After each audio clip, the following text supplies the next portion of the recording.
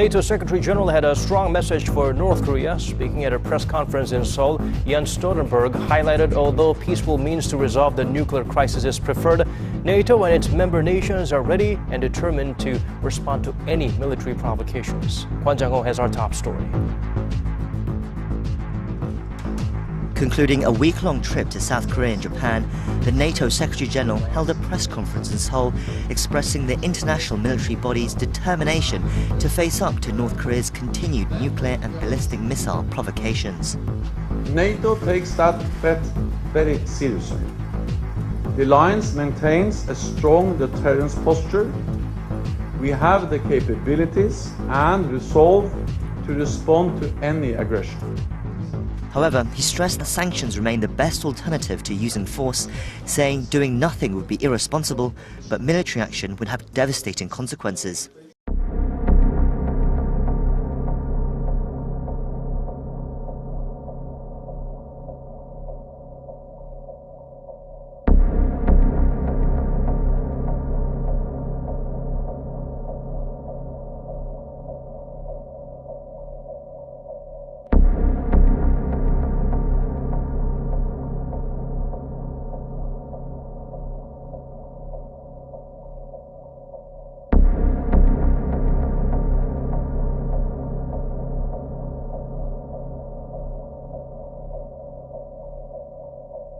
Deepening concerns here, Donald Trump's war of words with North Korea as the president prepares to visit the Korean peninsula on his tour of Asia next week, a plea from Vienna for a softer tone. My worst fear is sometime when I wake up and have a feeling that, despite all we do, things seem to not be moving. It happens. Sometimes you wake up in the morning when you see another test, and then when you see the rhetoric, when you see that leaders are not finding solutions sometime at the Security Council, that's frightening, and it should be frightening. And North Korea may have reached a stage where it can carry out another provocation at any given time. Rival party lawmakers quoted the National Intelligence Service as saying Pyongyang is ready for a nuke test at Tunnel 3 of its Punggye-ri site, while Tunnel 4 is currently under construction. The NIS also noted the regime could begin reprocessing spent fuel rods at its Yongbyon nuclear complex late this year. The intel agency also highlighted the possibility of additional missile launches as active movements of vehicles have been detected at a missile research facility in Pyongyang. The NIS added the Hermit Kingdom is expected to continue its nuke tests and step up efforts to miniaturize and diversify its warheads. It's also reporting North Korea's leader Kim Jong-un reinforced surveillance of the regime's top officials and appears to have resumed public executions.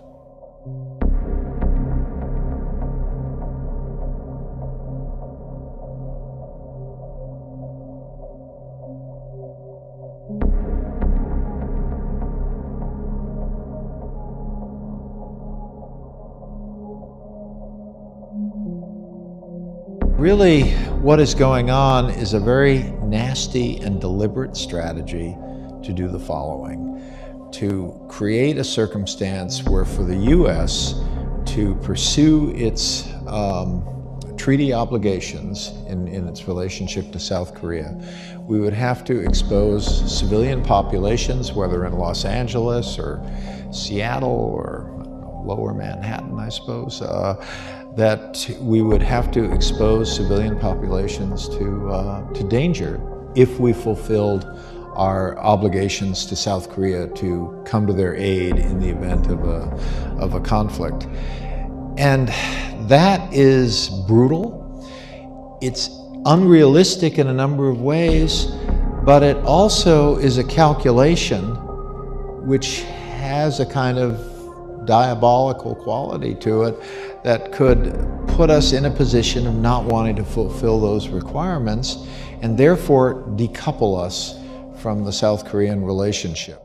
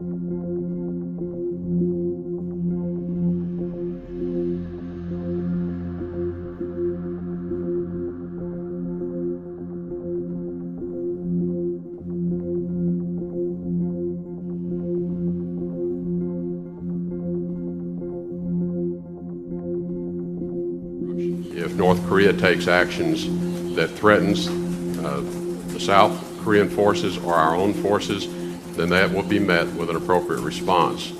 If they elevate the threat of their weapons program to a level that we believe requires action, that option is on the table.